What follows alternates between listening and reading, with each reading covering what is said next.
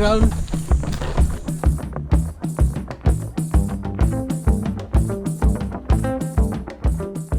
Oh man, this place. So now we are in Samos Island. We have our mission here existing for the last couple of years. We've helped a lot here.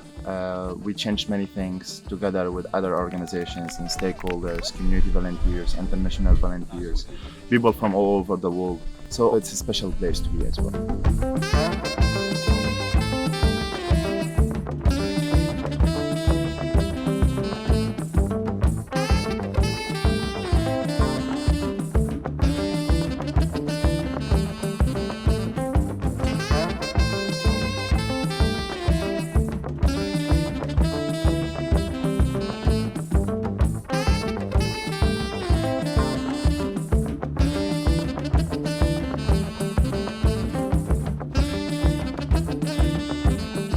So I came here in May 2022, and that's when we were working inside the camp. In a matter of months, actually, since I got there, the expansion we had of movement inside the camp was pretty incredible. We went from one laundry to 4 different laundries we were operating with a team of around 15 volunteers to 20.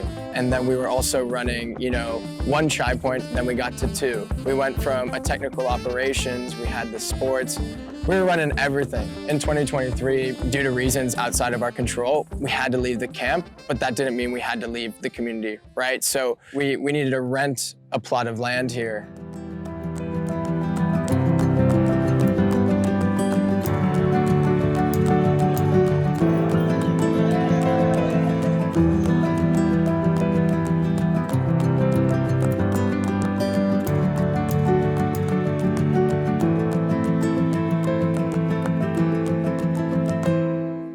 My name is Alpha Mustafa Kabia. I'm working with movement on the ground as a community volunteer. The people that are here, Darren, Kelvin and others, they interact with us as a family.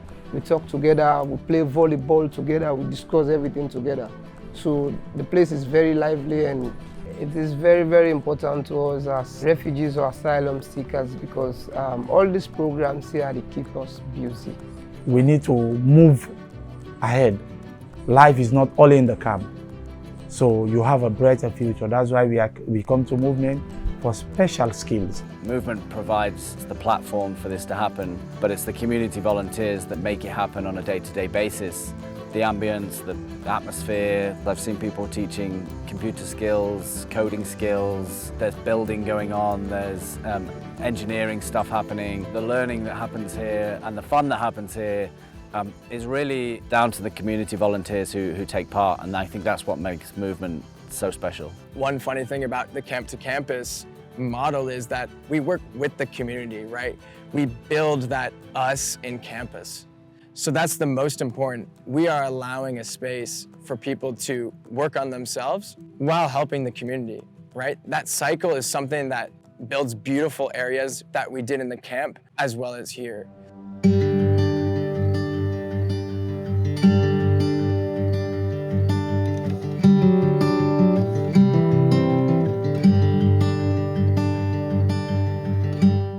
With a small digital learning lab, as we call it, the DLL, we started to focus on not only language, but actually what can we do as movement here in the camp to prepare people for their later life outside of the camp. The DLL is very, very important to teach you how to use computer, how to send email, how to do printing, how to do all the basic things. So we teach you.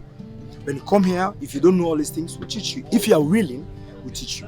We talk to employers here in Greece and also to other NGOs who reach out and ask them what is actually important if you're interested to work in Greece. The most common answer actually was you need to speak Greek and you need to have some basic computer skills. So we're partnering with the public school in town. They have someone, a Greek-speaking person, a local, the teacher, they trust and they get to know better.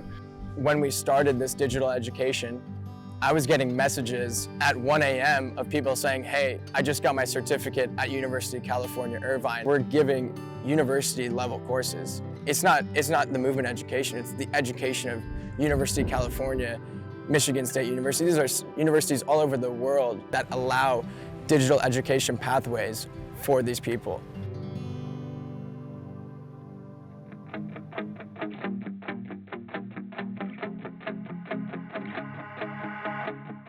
And right now behind me, I'm hearing the music and the screams at the volleyball game. It's something that, you know, the community really latched onto, not just the refugee community, but we also invited the NGOs. It's so important to mix the different nationalities, give them the chance to cooperate together, speak together through the sports, because I think that the sports have this power. At first, when I just came inside the camp, I was always in my container thinking, crying, sometimes even, yeah. So, but ever since I joined the sport team, it is good. I'm really enjoying it. Like, as a woman referee, it's good, and I've never done this before in my country. So doing it here make me feel good, like that what man can do, a woman can do it better, and I know I will do it better. Like that.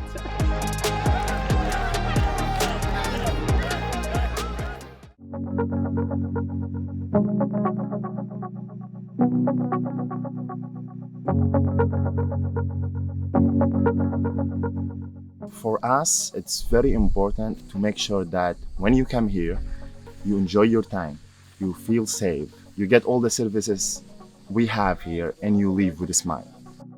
They simply want an opportunity to safety first, not just safety for themselves, but that economic stability that everyone needs in a good life. We came here to work illegal, to pay our tax, to run the country how you people want we to run it, to obey by your laws. That's why we are here, because we want to do something in the future. I want to become a better man in the future.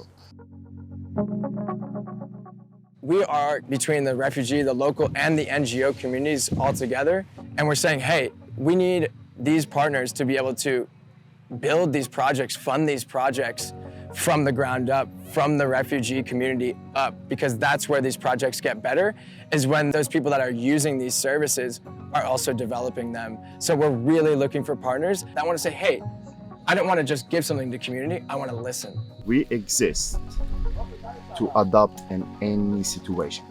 In the end of the day, our mission, it's very clear, serving human beings, serving people in needs. My whole life, I will always grateful to movement, what they did for me.